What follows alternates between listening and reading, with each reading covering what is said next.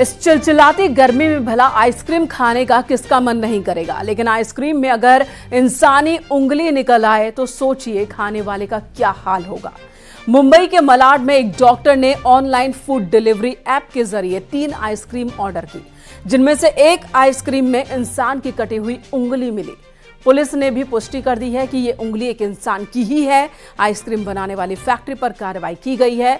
Forensic जांच के लिए उंगली को भेजा गया है।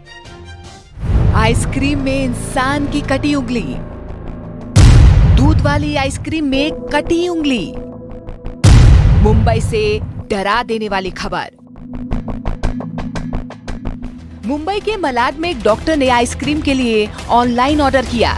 आइसक्रीम आई तो, लेकिन जब ब्रेंटन फेराब ने आधी से ज्यादा आइसक्रीम खा ली थी, उसके बाद उनके मुंह में एक टुकड़ा आया और जब उसे उन्होंने निकाल कर देखा तो हैरान रह गए। आइसक्रीम के साथ एक इंसान की कटी हुई उंगली उनके मुंह में आ गई थी। मैं नॉर्मली खा रहा था तो आइसक्रीम के बीच में पहुंचने के बाद मुझे एक बड़ा सा पीस मेरे मुंह में आ गया। तो मुझे लगा कि कभी कभी आइसक्रीम में एक बड़ा सा कोई नट रहता है या ऐसे चॉकलेट का पीस रहता है, तो लकीली मैंने उसको निकाल नहीं लिया। तो मैंने निकाला तो मुझे लगा कि पहले कुछ तो भी कार्टिलेज जैसा लग रहा था, तो मैंने देखा कि मे बी किसी ऐसी चिकन का कुछ तो कार्टिलेज का पीस नहीं है। बट जब मैं एक्चुअली डॉक्टर हूँ तो मुझे पता है कि ह्यूमन बॉडी का पीसेस कैसे दिखता है। और जब मैंने अच्छे से देखा उसको, मुझे एक नाखून दिखा उस पे और नीचे का ऐसे फिंगरप्रिंट के निशान भी दिख रहे थे मुझे। कोन वाली इस आइसक्रीम में उंगली कहां से आई, ये तो अब जांच का विषय है। जिस कंपनी की आइसक्रीम है उसके प्रोडक्शन में कहीं गड़बड़ी हुई या फिर ये गड़बड़ी कहीं और से हुई, लेकिन ये ऐसी खबर है जो आइसक्रीम का लुत्फ लेने वालों को जहन में डर पैदा कर देती है। आइसक्रीम के अंदर इंसान की उंगली। 26 साल के कंप्लेनेंट शाम को हमारे पास आए। उन्होंने बताया कि जेप्टो से कुछ उन्होंने सामान मंगाया था। वो सामान में आइसक्रीम भी था और आइसक्रीम खाते टाइम उनको उसमें एक फ्लैश जैसा एक अंदाजन 1 या 1.5 सेंटीमीटर का मिला। उसके बाद वो लेके वो पुलिस स्टेशन में आए। आने के बाद उनके पास पूछताछ की और हमने उनका FIR लिया और जो उनको आइसक्रीम में जो पार्ट मिला था वो हमने सीज किया। मुंबई पुलिस अपना काम कर रही है। आइसक्रीम में मिले मांस के उस टुकड़े को फॉरेंसिक जांच के लिए भेज दिया गया है, लेकिन सच्चाई सामने आनी बाकी है कि आखिर एक इंसान की उंगली आइसक्रीम में कैसे पहुंची और इसके पीछे का रहस्य क्या है। और उससे भी बड़ा सवाल है कि आगे ऐसा ना हो, इसे कैसे सुनिश्चित किया जाएगा।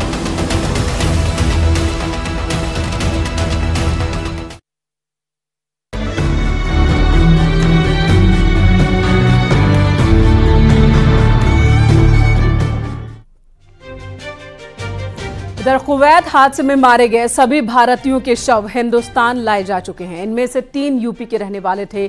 सभी के शवों को उनके घर पहुंचाया जाएगा, जहां कल सुबह उनका अंतिम संस्कार किया जाएगा।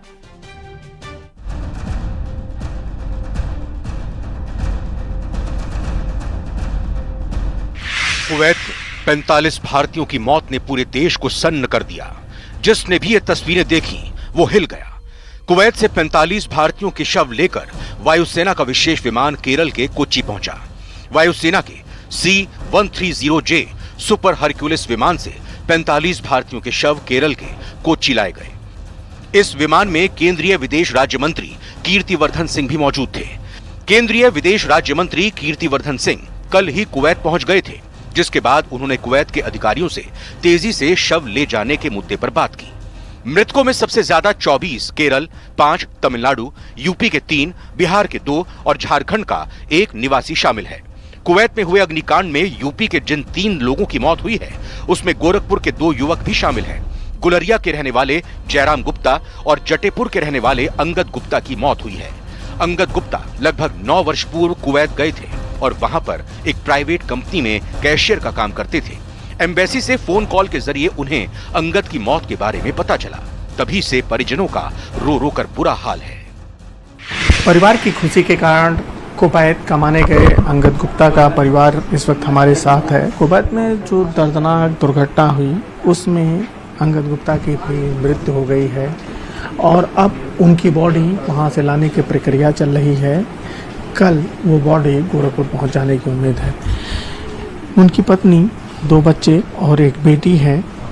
परिवार के अन्य लोग भी यहाँ पे मौजूद हैं। मंगलवार को बात हुई थी, शाम को भी मंगलवार को ही बात हुई थी। कुछ कहा था? कुछ नहीं कहे, बस घर परिवार के बारे में बात कर रहे थे, पढ़ाई, इसके पढ़ाई बारे में। इसका एडमिशन होने वाला है, कब होगा एडमिशन? इसका एडमिशन हो चुका है, ये मतलब फार्म भर रही है, इसका कुछ निकल रहा है, नहीं निकल रहा है, ग्रेजुएशन कर लिए। बस हम यही चाह रहे हैं मेरे बच्चों का जो पालन पोषण है वो पूरा हो और पढ़ाई वढ़ाई जो चल रहा है वो भी हो, और मेरी लड़की ग्रेजुएशन कर ली है, उसको कृपया एक नौकरी अच्छी दी जाए। पापा चाहते थे कि हम पढ़ लिख के अच्छे से सक्सेस अचीव कर लें। वो हमेशा बोलते थे पढ़ाई ध्यान दो, फ्यूचर ब्राइट करो और गोल अचीव करो अपना, और जब भी पैसे की ज़रूरत हो तो हमसे बात करो। पूछ रहे थे पढ़ाई लिखाई कैसी चल रही है और घर जो बन रहा है वो कहाँ तक हुआ है, कितना बाकी है, ये सब पूछ रहे थे। तो पापा का सपना पूरा करना? जी, चाह रहे थे हम सब अच्छे से पढ़ लिख कर सक्सेसफुल हो जाए ताकि घर परिवार देख सकें। कुवैत के मंगाफ शहर की एक बिल्डिंग में 12 जून को लगी आग में कुल 49 लोगों की मौत हुई थी, जबकि 50 से ज्यादा लोग घायल हुए हैं। इनमें से 48 शवों की डीएनए टेस्ट के जरिए पहचान की गई है, जिसमें 45 भारतीय निकले, जबकि 3 फिलीपींस के हैं। शवों के साथ कुवैत से भारत लौटे विदेश राज्य मंत्री कीर्तिवर्धन सिंह ने कहा, मेरी संवेदनाएं उन लोगों के साथ हैं जिनके अपनों ने हादसे में जान गंवाई। मामले की सूचना मिलते ही पीएम मोदी ने उच्च स्तरीय बैठक की। उन्होंने हमें तत्काल कुवैत जाकर भारतीयों के इलाज और शवों को देश वापस लाने की तैयारियों का मुआयना करने को कहा। कुवैत के अधिकारियों ने पूरी प्रक्रिया में हमारा साथ दिया। भारतीयों के शवों को एयरपोर्ट पर श्रद्धांजलि देने और इन्हें परिजनों को सौंपने की तैयारी की जा रही है। शव की पहचान के लिए ताबूत पर मरने वाले व्यक्ति की तस्वीर लगाई गई है। Bureau report, news 18।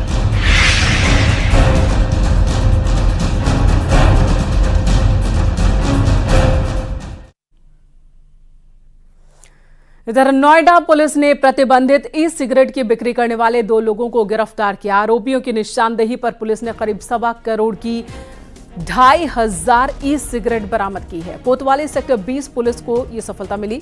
पुलिस के मुताबिक ये सभी खाड़ी देशों से ई सिगरेट पंजाब और हरियाणा के रास्ते दिल्ली एनसीआर मिलाते थे और यहीं पर सप्लाई करते थे। यूनिवर्सिटी और पीजी में रहने वाले छात्र छात्राओं को ई सिगरेट और गांजा बेचा करते थे। गिरफ्तार आरोपियों में एक गुरुग्राम का रवि कुमार और दूसरा शहनवाज झारखंड के धनबाद का रहने वाला है, जबकि गिरोह का सरगना गुरुग्राम का जितेंद्र बालिया अभी फरार।